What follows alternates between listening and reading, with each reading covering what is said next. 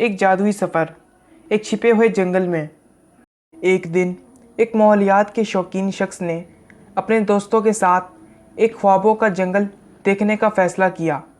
انہوں نے اپنی پکار سنی اور چلتے چلتے جنگل کی طرف بڑھ گئے۔ جنگل کے اندر جانے کے بعد انہیں تمام طرف پھیلا ہوا ایک گھنا جنگل نظر آیا۔ درختوں کی بالوں کی چھائی نے آسمان کو چھوا اور پرندے اپنی خوشیاں گائے۔ دوستوں نے جنگل کے اندر چلتے چلتے ایک آرام دہ اور ایک خوبصورت پھول کو دیکھا جو عجیب رنگ میں چمک رہا تھا۔ انہوں نے ایک پھول کو پلکوں پر رکھا اور اس کی خوشبودار مہک کو محسوس کیا۔ جنگل میں آگے چلتے چلتے انہوں نے ایک پھیکی ندی پائی جس میں پانی کی لہروں نے اپنی کہانی سنائی۔ انہوں نے پانی کو سطح پر پانی کے جانوروں کو دیکھا جو اپنی چھوٹی چھوٹی کشتیوں میں سیر کر رہے تھے۔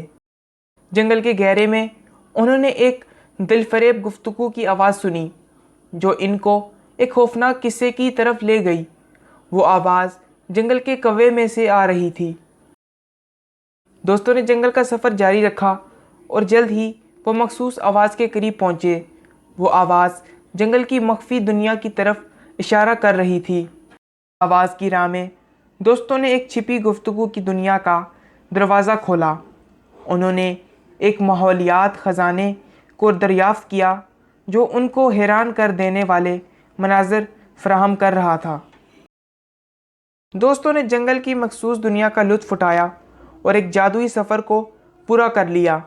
یہ جنگل ان کے خوابوں کی طرح تھا جو انہوں نے اپنے دلوں میں سبکت رکھا تھا۔